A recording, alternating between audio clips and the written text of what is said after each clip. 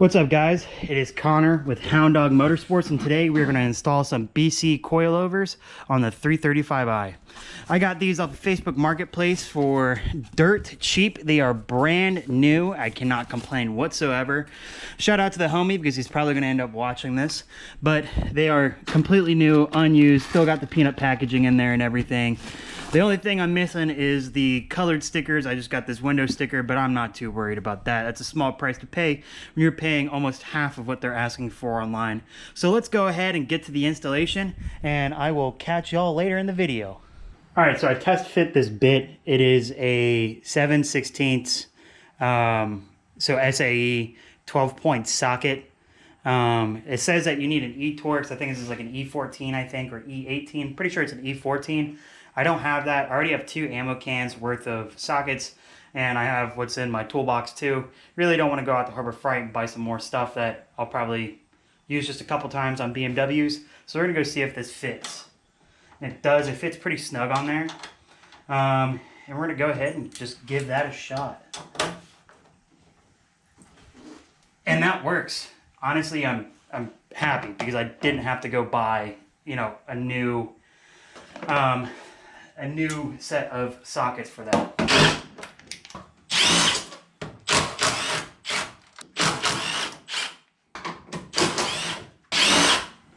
Do have a grounding strap right here, so can't forget that when I reinstall it.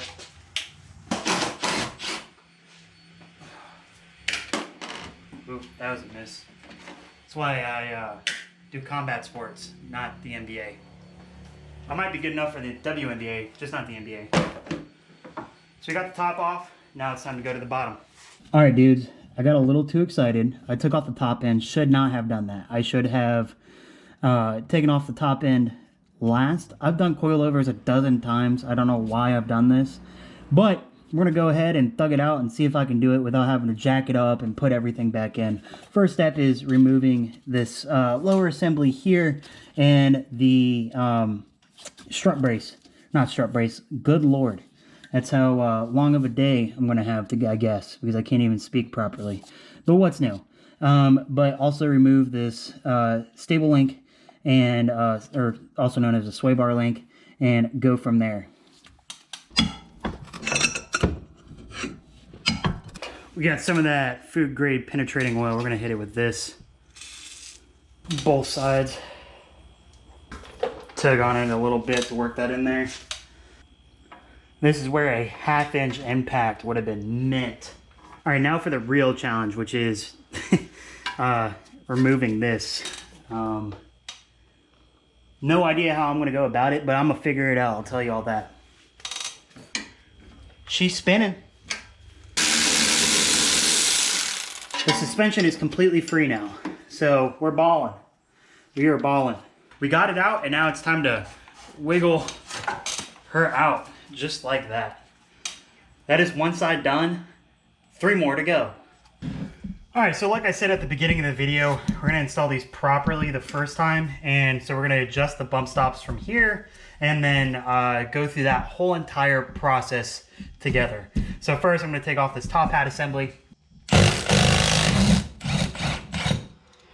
And we got the boot off. And this is what we're trying to adjust right here. We want this to bottom out before it hits any part of the car. So we're going to go ahead, put this back in the car, and press it up as if it was in the car and we're at max load. Now what I'm going to do is I'm going to take the jack it up, and basically dry fit it and get this to full extension and see if this preload is actually completely and fully set. Alright, so it's going to be really hard to show on camera, but what we're looking for is this bump stop right there. We want to make sure that hits before this tire hits the fender. And from what I see right now, it looks like that's not going to be the case, but we're just going to go see how much we need to adjust right now.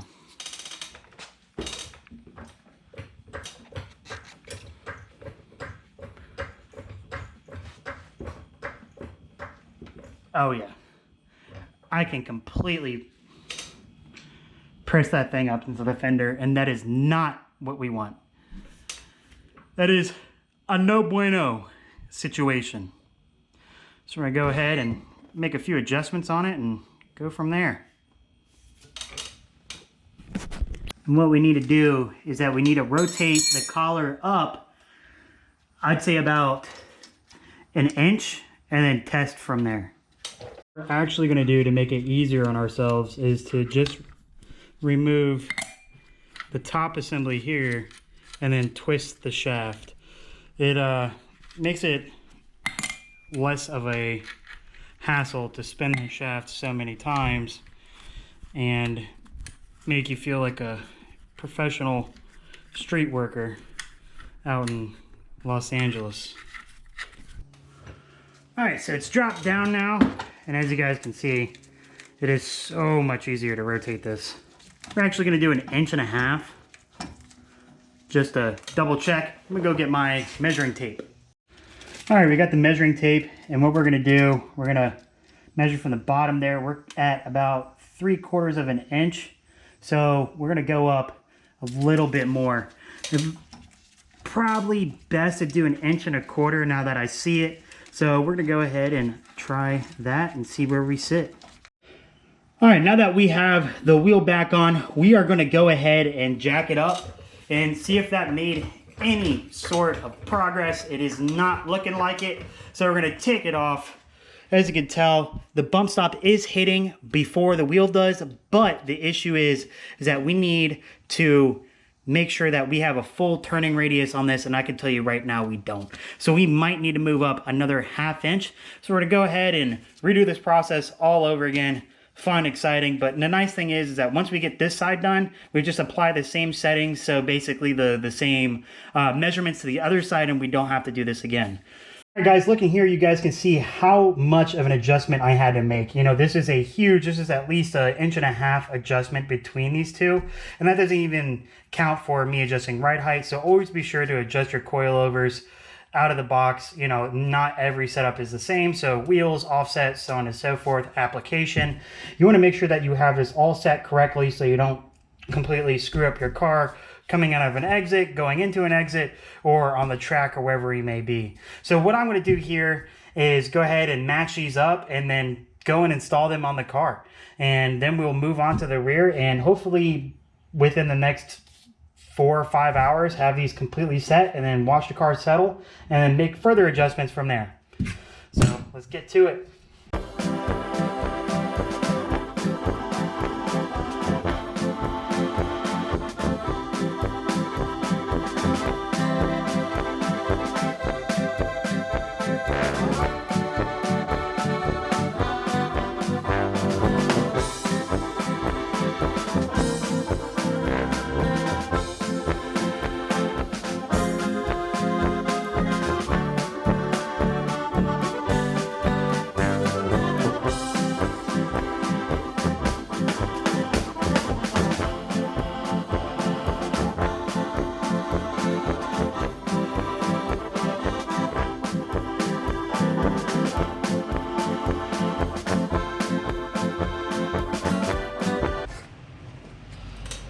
That one's out.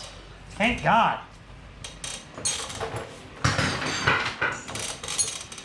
It is funny to me though, using the right tools and just thinking through, like using my Milwaukee Impact, I was able to get this out in less than 20 minutes.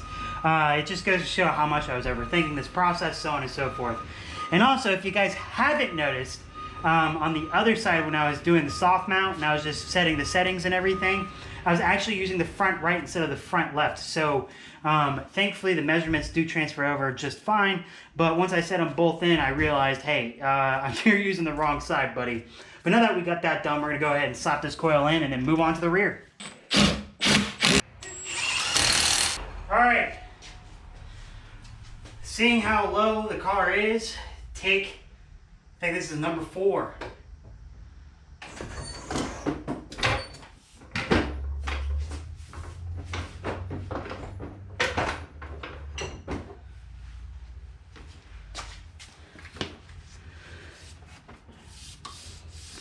All right, I'd say that's about where I want it. I don't want it dumped too low because if you guys remember the adjustment that I made where I wanted to make sure that I had full length of travel. I feel like if I go any lower, I will lose my length of travel. Of course, I got to fix the fender liner at some point. It's been like that since I bought it, but that's besides the fact. Right now, this is exactly where I want it, because as it settles, it's going to get a little bit lower. I can still fit a full hand in there, which kind of sucks, but it will completely defeat the purpose of coilovers and my necessity for using them, you know, with having the appropriate suspension. All right, let's move on to the rear. I even explicitly said, let's not forget to hook up this ground. And I went in to go try and start my car, and guess what it didn't do? It didn't crank because I didn't hook up this ground. So we're gonna go ahead and hook this up and then officially start this car and start on the rear. All right, as you guys can see, we got the whole rear stripped out. We got previous audio cable hookup here. More stuff here. And then most importantly, we have sound deadener already installed. Not really the best, but still in there. But this rear end already had coilovers on it at some point. Of course, these shocks are just like, this boot's just destroyed and stuff like that. But we can see some sort of coilover here. I'm not entirely sure what brand is yellow and purple. If you guys know, be sure to let me know down in the comments, because I, for the life of me, cannot figure out what flavor of coilover that is. But we have the whole assembly here. We're going to go ahead and remove it and do the same thing. Just preset the bump stops and go from there. All right, guys. So the first thing I'm going to do is remove the bottom nut right here off of the shock. And then I'm also going to remove the lower control arm bolt right there and pop both of them out completely. And then that should give me enough room. Oh, and then also remove the side mount over there. And that should give me enough room to pop out the strut and then pull out this after I lower it off the perch. And hopefully by then the penetrating oil has taken effect and I don't have to fight it as much as I had next time. I'm probably going to hit it again just in case, but these things are rusted, and Raceland, the R in Raceland really does stand for rust, because good Lord, these things are garbage. We went ahead and got everything in there now. So it was pretty bad. I tried a 1/2-inch impact, everything, pneumatic, hydraulic, physical, manual, quite literally everything. I broke a breaker bar, I broke an extension, I broke a socket even, this adjustable, this 3/8, this ratchet strap. I even tried tying it to a ratchet strap and just nothing worked. But what ended up working was heating up the top adjuster on the old Racelands right here and running it all the way up. Of course, that took a map torch and it took some penetrating oil, food grade, the best. And eventually it came out. I was able to get it low enough that I could go ahead and pull it out. But unfortunately, those last sets of Racelands are probably snafu'd. I'll throw them up on Marketplace for like 20 bucks, see if someone wants to bite, but I'm not too worried about it. They're better off as junk anyways. So what we're gonna go ahead and do now is lower the car after we put on the tires and stuff and call it a day. All right, I'll see you guys then. It is now a few days after installation, and dudes, this looks absolutely amazing. I even went ahead and threw some gloss on the tires. I'm not even a big fan of gloss, but I went ahead and threw them on just to spiffy up the look, get rid of that brown, and I cannot complain whatsoever. I got less than a finger in between every single wheel and fender, and I do not hit anything besides the bump stops and taking tight turns. Now, we did run into an issue where the passenger side fender liner, picture here, did end up exiting the chat as I was backing out of my driveway as kind of expected. So I went ahead and removed it in order to avoid running into any further problems. But when I go and install a new fender, because we know that whole side is a little bit tweaked and a little bit iffy spiffy, if you may, I will go ahead and install a new fender liner along with the new fender, so on and so forth. But besides that, for $800, aka half of what they're asking online for these coilovers, it does not get any better. If you have any questions, please feel free to leave them in the comments down below and I'll answer them whenever possible. And then also, if you don't mind, please like and subscribe. Besides that, that is all for this video, and I look forward to seeing y'all in the next one.